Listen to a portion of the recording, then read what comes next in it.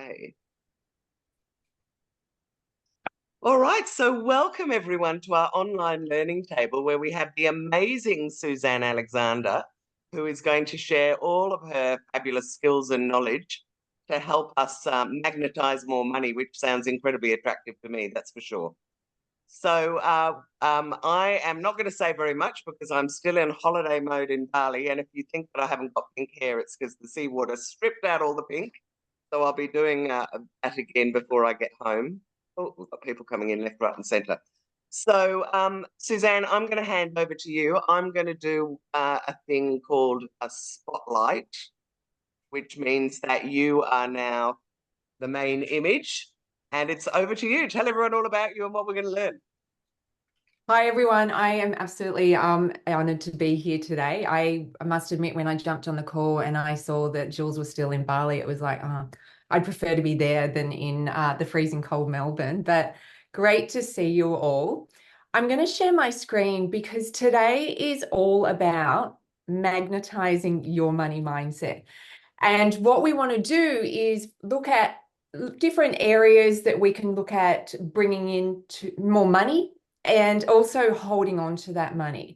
So first up, just a quick disclaimer, because, and I'm just going to hit OK. And I just want to check, can you all see my screen for the presentation? We can. Fantastic. I'm seeing nodding and thumbs up. Fantastic. Thank you.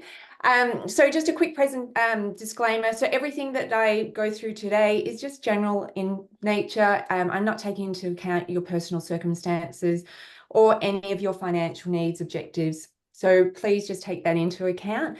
But let's jump in. So today is about how you can learn how to receive and hold on to money.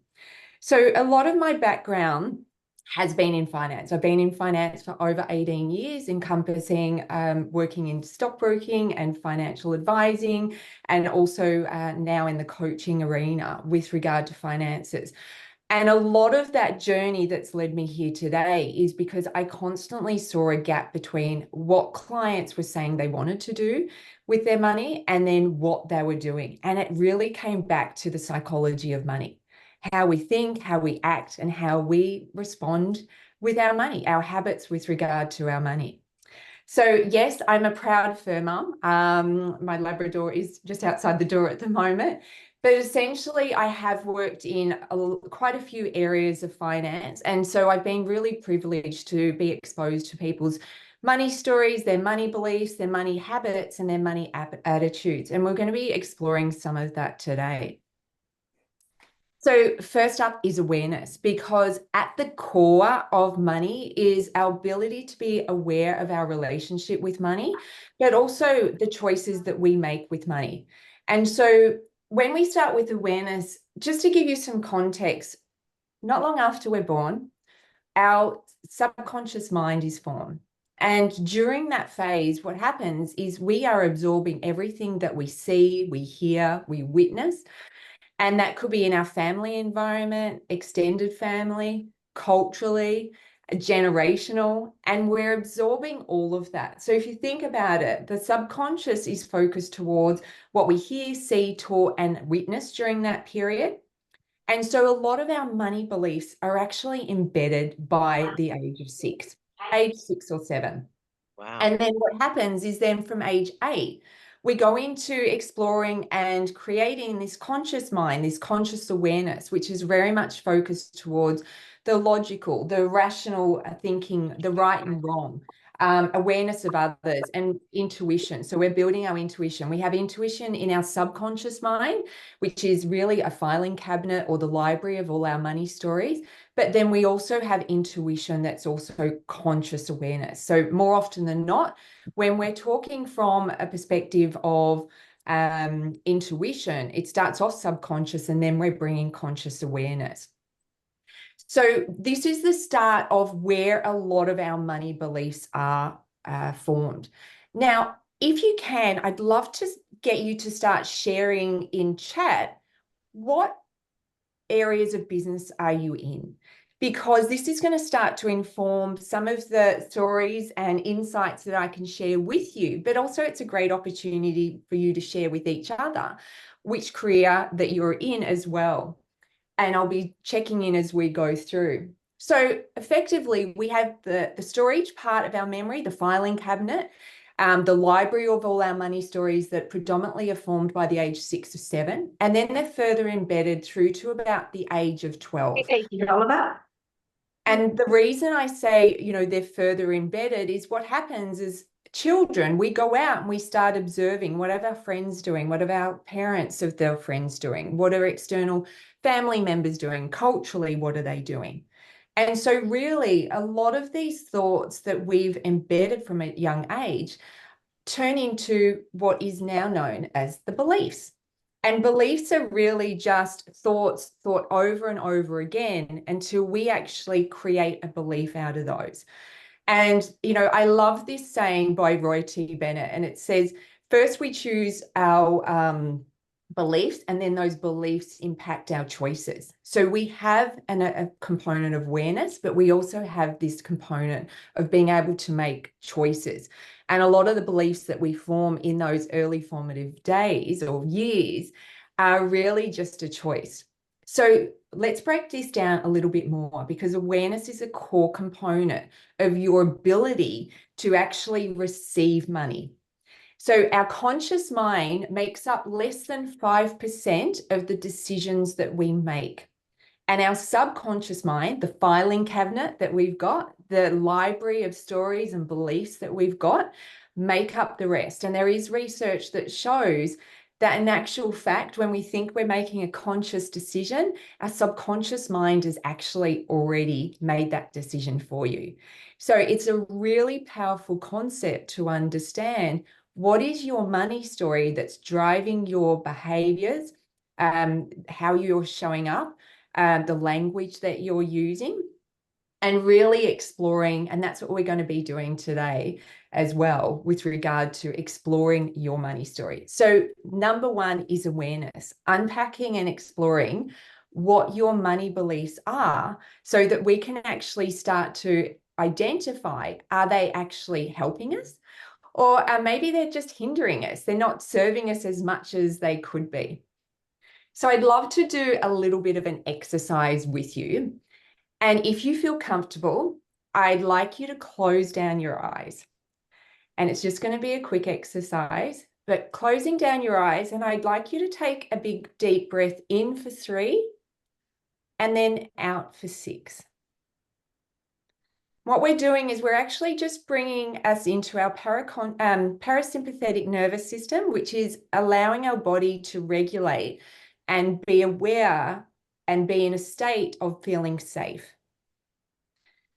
And now I'd like you to finish these sentences.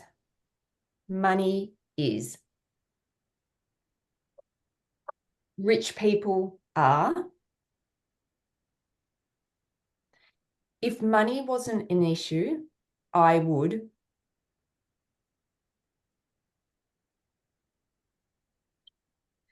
And when you're ready, I'll get you to come back into the room and just write down what those answers were for you. Because open the jar, Oliver. That's your subconscious mind that's going to be playing out and bringing conscious awareness to what those deeper beliefs and thoughts and patterns are that are coming up for you. Because when we can start to identify what our beliefs are, what happens is we have what is called confirmation bias.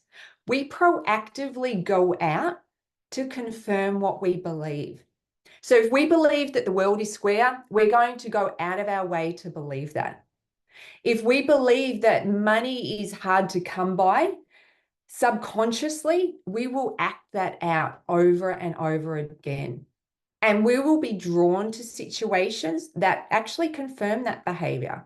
So conversations that you have with people, books that you're reading, things that you're watching. And what we want to do is get your body into a state of being open to receiving. So the exercise that I just went through is more getting you into a state of being in a parasympathetic, which is you're safe. And you can use that exercise if you find it challenging to have money conversations. Before you get on a call, breathe in for 3, breathe out for 6 to bring you back into that state. But I'd love to know if you're open to sharing. Jump into chat and share what came up for you. What was that first belief that you had with regard to money is? Is it safe? Is it hard to come by? Does it flow easily? And thank you for sharing what you all do. Yeah, great, Fiona. So we've got hard to get. It's a tool. Money is, there's somewhere, don't know much about what I can do with it. Yeah. And so often for a lot of us, money, there's a lot of shooting around money. So there is a generalized view that money, we should just know how to make it. We should know how to manage it, and we should know how to multiply it. And I'd like to ask you, what were you taught about money growing up? What was the language around money? Was it even discussed? Because more often than not, because we aren't taught about money in schools, and if there is education around money, it's very limited. I know they're trying to get more into the education system. Yeah, again, so Lorraine, you had to work hard to get it. And so it's really understanding, what did you witness and what did you observe? What did you hear growing up that has embedded this belief around your relationship with money? Don't waste it, as you have to work hard. Yep. You have to go without to keep it. Yeah. Holding on. Money causes problems. I hear that often. Money is the root cause of everything, whether it's good or bad. So then if we start exploring the next statement, rich people are. What comes up for you when we say that? Money doesn't grow on trees. I love that one, Fiona. You see, I grew up on a farm, and my dad and his family, so it's a family business, apple orchardists. Now, I grew up with this saying, money doesn't grow on trees. And you think, well, actually, every time I looked out the window, I looked at like thousands of apple trees. And for us, it did grow on trees effectively. Yeah, rich people are worry-free. Rich people are selfish. Rich people are born with money. Yeah, great insights. Yeah, rich people are happy. So there is research that shows that when we have a certain level of money, and that money is usually attributed back into meeting our core needs and a little bit of a buffer, then what happens is there is a change in the state of how we interact with money, because we've effectively meeting a core need of security. Yeah, rich people are very lucky and come from rich families.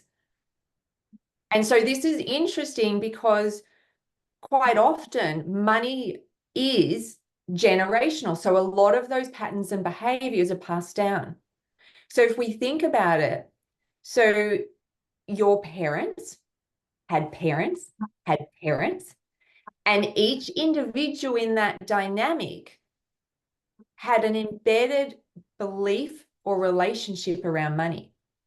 So every time someone comes together, they're bringing two often opposite or similar, same but different. Jules, you're in Bali, same but different. So they're coming in with different views or similar until we actually have something that might trigger. So maybe you're in a heightened emotional state, and that's when that true relationship around money comes up. So you don't talk about money with people. And this is a big pattern that comes up, which is we don't talk about money. And this is where, I love talking about money. I think it's one of those things that we need to be doing more of, and particularly with females, because for a lot of females too, you may have grown up in an environment where maybe it was the male in the family that was the predominant breadwinner, or was the one who managed the money or controlled the money. Yep. So great, Lorraine. I was sworn to secrecy about money. Proper remuneration. Absolutely. And this comes into how you're showing up with regard to how you're being remunerated. Now, that doesn't matter. It could apply whether you're an employee or whether you're in business. The big change that I'd like to see for a lot of people is that we can't change the world with thin air. So it's really stepping into a place of being confident with money and having money. So I want to explore this behavior cycle with you because it's a really interesting one. Or maybe it's just me. Maybe I'm just the finance nerd in the room.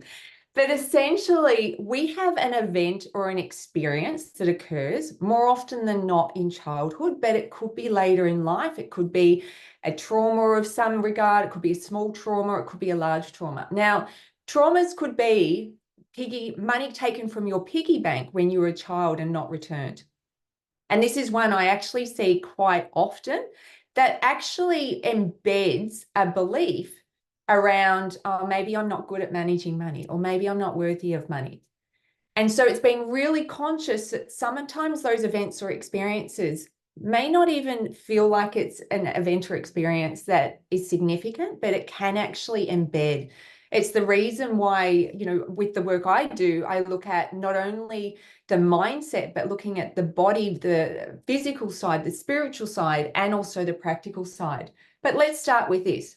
So we have an event or an experience. And so what happens is we actually start thinking, as soon as that event or experience has occurred, we start giving thoughts to that event or experience, and then that embeds into a belief.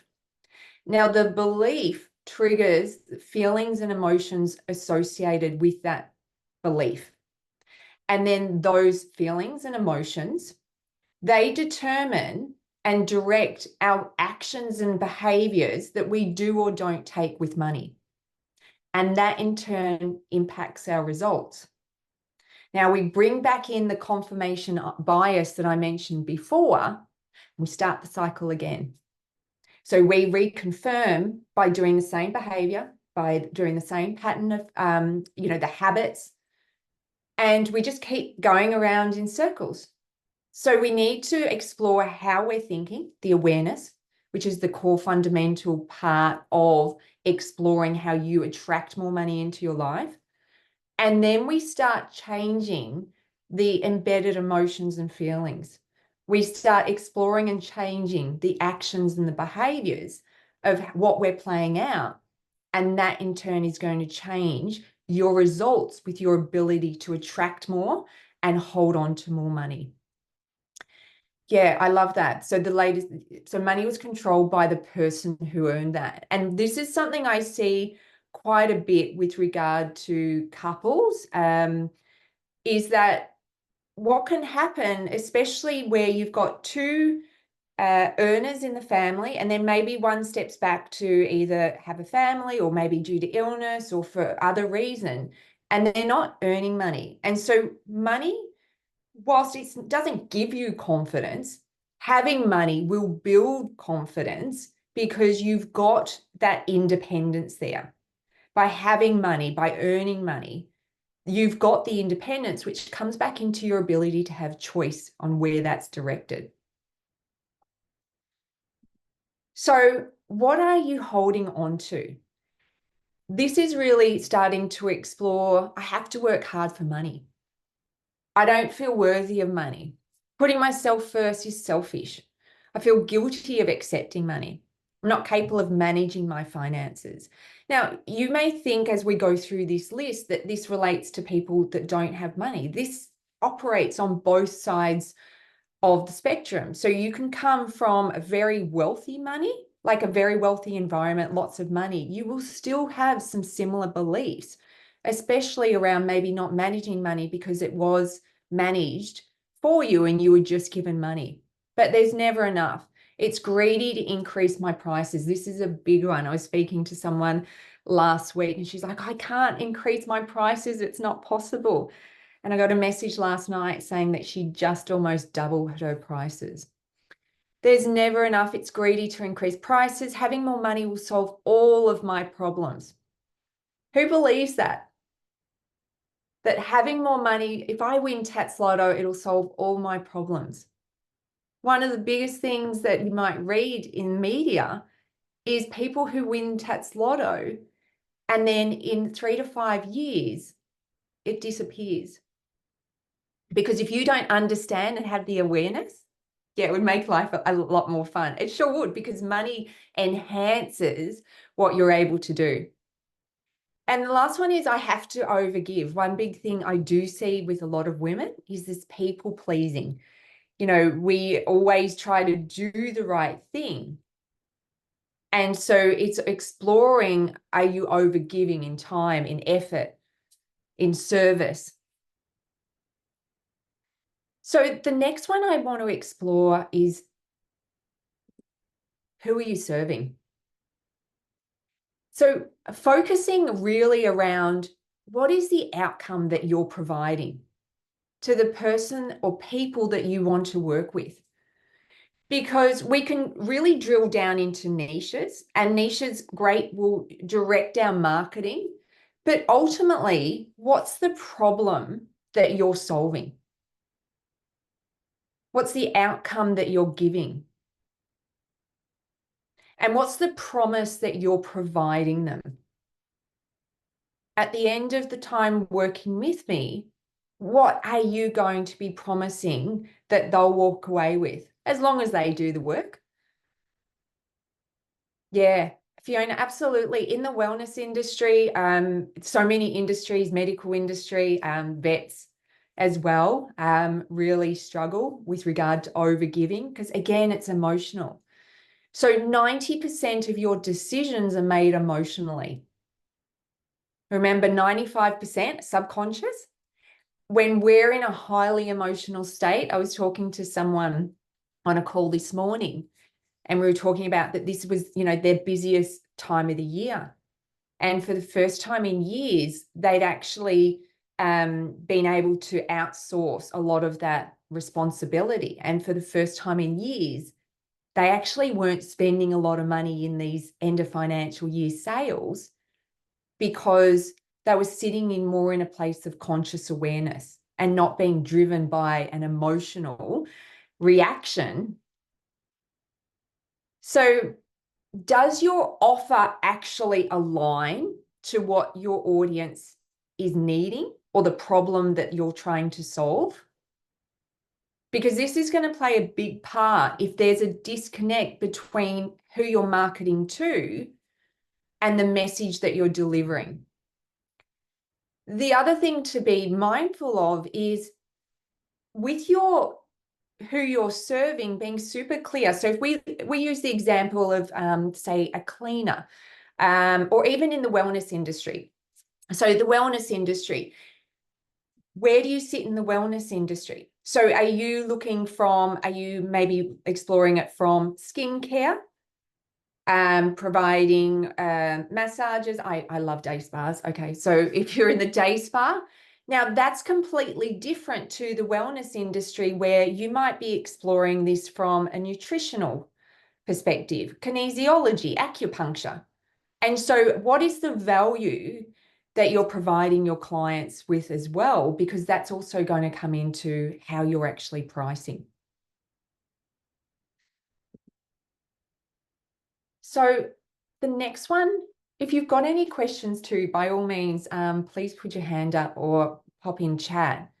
But the next one I'd love to explore is the language that we use.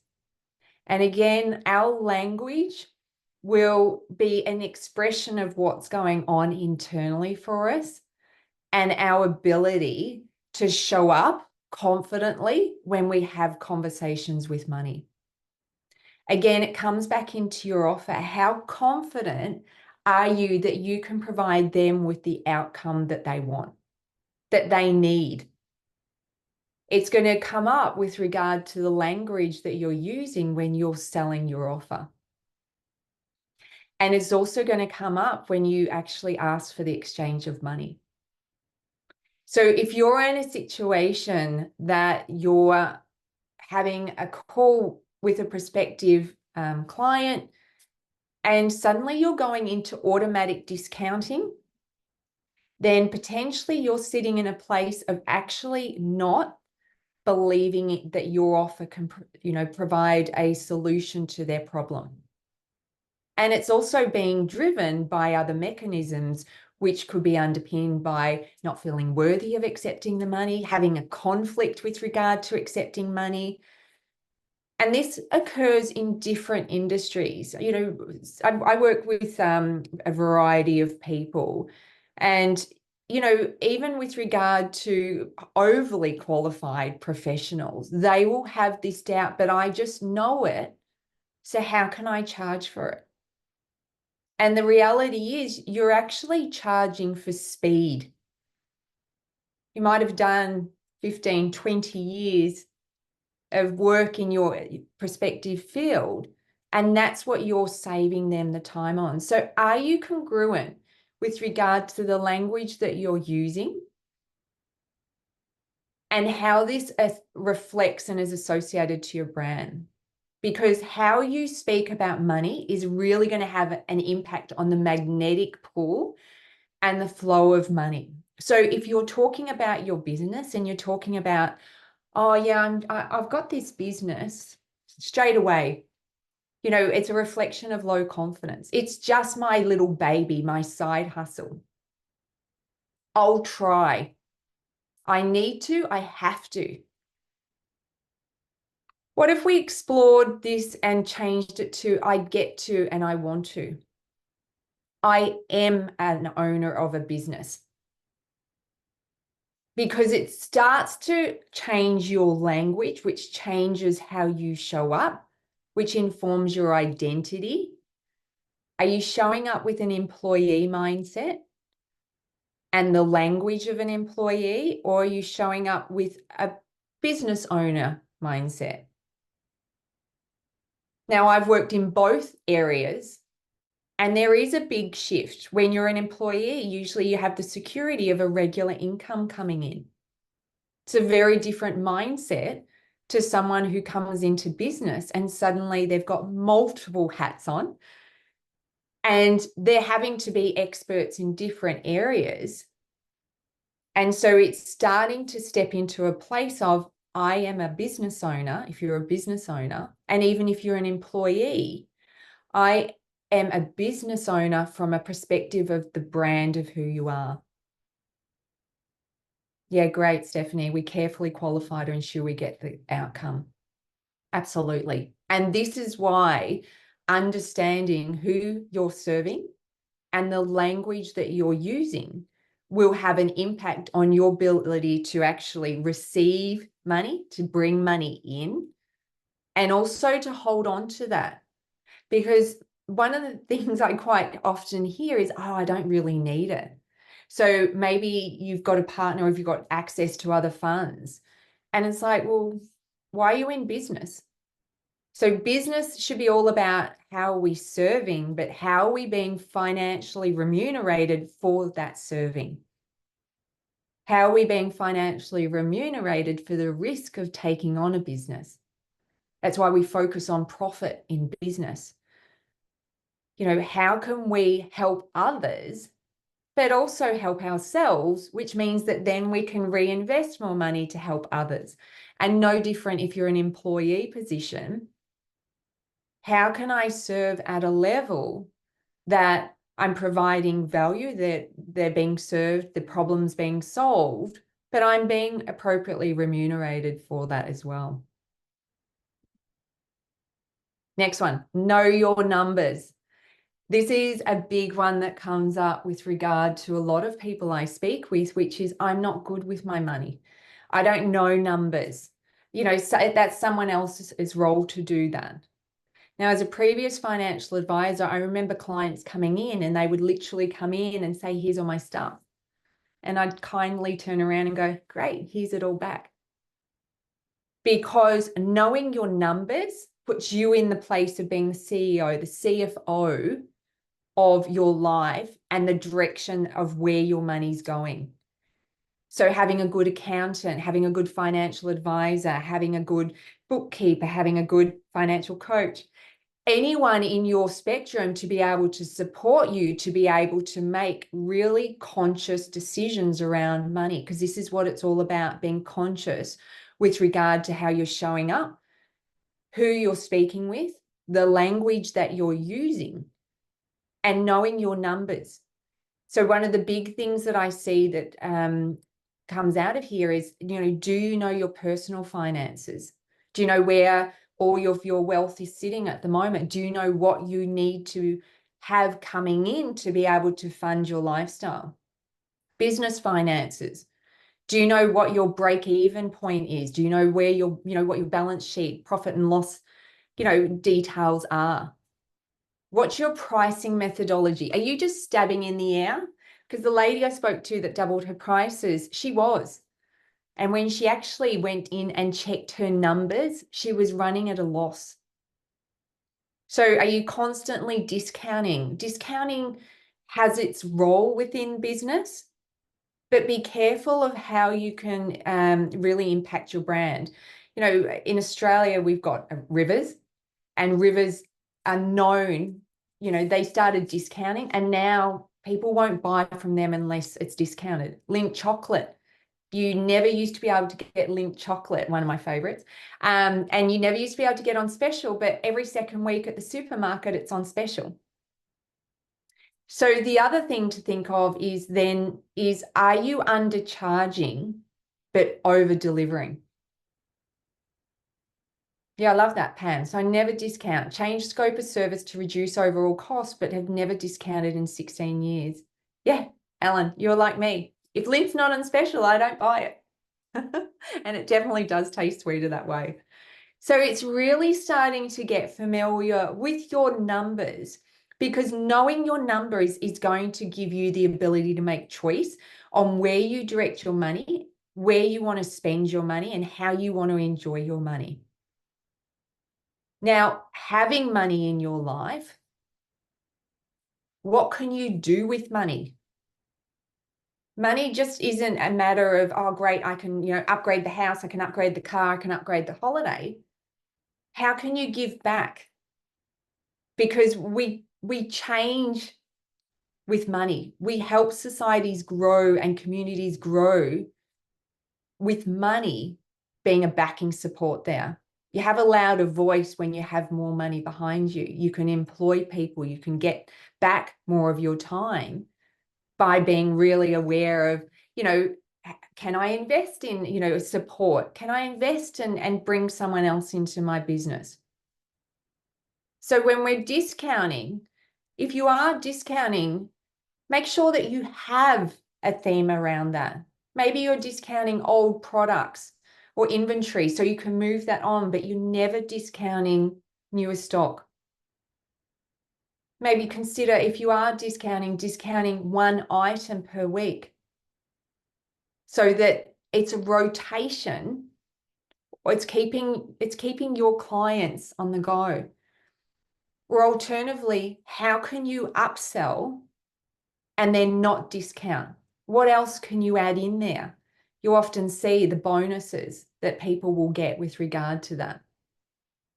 And also, how are you serving your audience?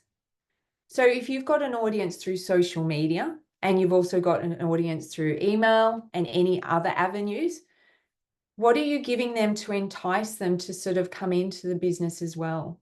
And again, this comes back to knowing your numbers, which gives you choice on to know how best to move forwards. Is it a quick sale? Is it a quick, split it out to say, yeah, limited bonuses that are coming in? So by knowing your numbers, you're going to create that clarity and build the confidence so that you can have choice where you actually allocate. So give me the money. How easy are you making it for people to buy from you? I remember being at a market recently, and it was like, okay, to pay us, we're only going to be accepting transfers. So you need to go in, download this app, put in this BSB and then the account number. Here's our business name, and that's how you're going to transfer money. And I watched people, even myself, Just go, too much hard work. I walked away. But what different payment sources do you have? Do you offer credit card, debit card, online payment platforms? Do you offer services like PayPal or Stripe, Square, buy now, pay later? Are you giving different avenues for people to actually be able to buy from you? And by doing so, you're receiving the money. Knowing your numbers is going to help you hold on to that money as well, as will the awareness. Because if you're great with bringing money in, but it's just literally going back out the door, then there could be an underlying belief around that, which is, you know, I can't hold on to money. I'm not worthy of it. I don't feel confident with managing my money, because we can often have a lot of money coming in, but there'll be a disconnect or a money block that will stop us from holding on to that money. So it's really just understanding what's coming up for you. So I just want to go back up and I just want to explore some of the businesses. Yep, we've got kids entertainment, not-for-profit, partnerships. Yep, executive coaching and leadership, fantastic. Midwifery, business writers, yep, brands and podcasters, fantastic. So all of this is going to apply. So even, Maria, you've said not-for-profit. There is still, so one of the biggest things that I see with regard to not-for-profits and creator artists is a disconnect, a love-hate relationship with money. So there'll be times where it's like, we need the money, but I feel guilty getting the money, because we can sometimes feel that we sit in a space or an environment that we're not meant to have lots of money. Now, Mother Teresa was one of the most amazing philanthropic women who generated multi-millions so that could be used for a purpose. So again, it's coming back into exploring what that money mindset might be, or with the people that you work with. Is this potentially, causing a conflict with regard to the receiving of money? Because the more open you are to receiving money, the more opportunity we have with regard to being able to affect change on a greater scale. Yeah, and a VA. Yeah. So again, with the VAs, the VA in the value and the time saving that you can provide to, places of employment, to give them back their time, what value would they attribute that to? Yeah, I'm nodding. Love it. Fantastic. So with regard, so I want to just go back over that and just sum up today. We want to be starting with awareness and be super clear with regard to what is it that we have actually embedded in our own mindset with regard to our own beliefs, those thoughts that we keep thinking over and over again, that is dictating the behavior that we're playing out, and it's giving us the results that we have with our money, with our business. It could be with our health, can even come into how your relationships show up. Because if nothing changes, nothing changes. It's a big one that really comes back into how our beliefs really impact on the decisions we make. Exploring again, what was the belief that you're holding on to? Who are you serving? And being super clear around the outcome that you're providing them with and the solution that you are promising them. What is the language that you're showing up with? I've been in environments where people are like, oh, I'd never pay that. And that language, it's like, if you're never going to pay that, are your clients going to pay you for a similar amount? So have you expended on a similar level to you expecting a client, or wanting a client to invest in yourself? Because even that alone can be a significant disconnect. Getting really clear on your numbers is going to provide you with the confidence and clarity and choice on where you direct your money and how you actually allocate that money. And that's both personal and business finances, which will tie into how you're pricing. And lastly, how easy are you making it for people to actually pay you? You know, how open are you to receiving that? How are you following up clients that may have engaged and then disappeared? Is there an opportunity to reconnect with the client, but also providing them with an opportunity to pay maybe, you know, payment plans, you know, or paying up front? I had someone suggest to me last week, do I do gift vouchers? I don't. But she said, isn't it an amazing offer to be able to provide to people that are about to get married? And it's like, yeah, it's actually a really good opportunity to explore, because how often do you go into a relationship? You've got two people have completely different money beliefs. So being open to opportunities of how people might pay for your services, which will open the doors to you receiving more money. So if there's any questions or comments, Jules, I would love to answer these for the women in the group today, and for any of the questions you might have for yourself as well. And if you'd like to connect, by all means, feel free just to use the QR code, or I'm pretty much on LinkedIn, Facebook, Instagram as well. Okay. So open to questions now. I'm actually going to turn off the recording so that you can feel free